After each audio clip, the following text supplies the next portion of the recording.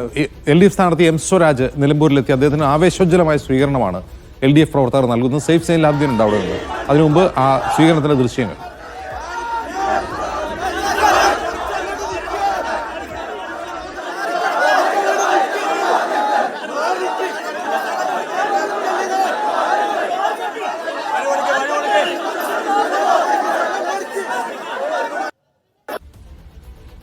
Safe sign ലാബ്ദിൻ ശരി. Safe, ഇന്ന് സ്വരാജിന്റെ പരിപാടികൾ എന്തൊക്കെയാണ്?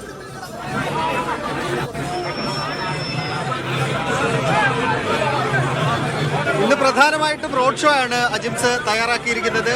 ആവേശോജ്വലമായ സ്വീകരണമാണ് എം സ്വരാജിന് നിലമ്പൂർ റെയിൽവേ സ്റ്റേഷനിൽ CPM-ന്റെ LDF-ന്റെ പ്രവർത്തകർ നൽകിയത്. വർഷങ്ങൾക്ക് ശേഷമാണ് പാർട്ടി ചിഹ്നത്തിൽ ഒരു സ്ഥാനാർത്ഥിയെ നിലമ്പൂരിലെ പാർട്ടി അണികൾക്ക് കിട്ടുന്നത്. അതിന്റെ ആവേശം നമുക്ക് റെയിൽവേ സ്റ്റേഷനിൽ ഉടനീളം കാണാൻ കഴിയുന്നുണ്ടായിരുന്നു. വലിയ പാർട്ടി അണികളുടെ വലിയ തിരക്കാണ് നമുക്ക് റെയിൽവേ സ്റ്റേഷനിൽ കാണാൻ കഴിഞ്ഞത്. CPM-ന്റെ പോളിറ്റ് ബ്യൂറോ അംഗം A. വിജയരാഘവൻ അടക്കമുള്ള പ്രധാനപ്പെട്ട നേതാക്കന്മാരെല്ലാം തന്നെ എം സ്വരാജിനെ സ്വീകരിക്കാൻ വേണ്ടി റെയിൽവേ സ്റ്റേഷനിലേക്ക് എത്തിച്ചേർന്നിരുന്നു. നമുക്ക് ദൃശ്യങ്ങളിൽ നിന്ന് തന്നെ കാണാം, CPM-ന്റെ LDF-ന്റെ അണികളിൽ വലിയ ആവേശം പ്രകടമാക്കിക്കൊണ്ടാണ് എം സ്വരാജ് നിലമ്പൂരിന്റെ മണ്ണിലേക്ക് ഇപ്പോൾ സ്ഥാനാർത്ഥിയായി വന്ന് ഇറങ്ങിയിരിക്കുന്നത്.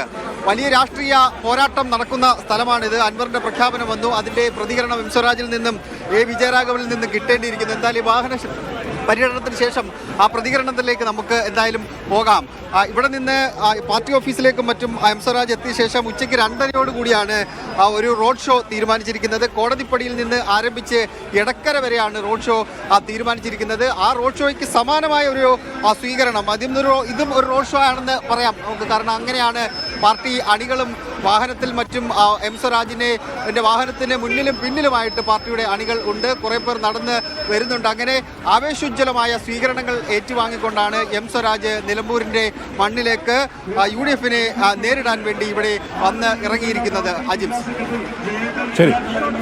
LDF സ്ഥാനാർത്ഥി എം സ്വരാജ് നിലമ്പൂരിൽ മത്സരത്തിനായി എത്തിയിരിക്കുകയാണ്. ആവേശോജ്വല സ്വീകരണമാണ് LDF അദ്ദേഹത്തിന് വേണ്ടി ഒരുക്കുന്നത്.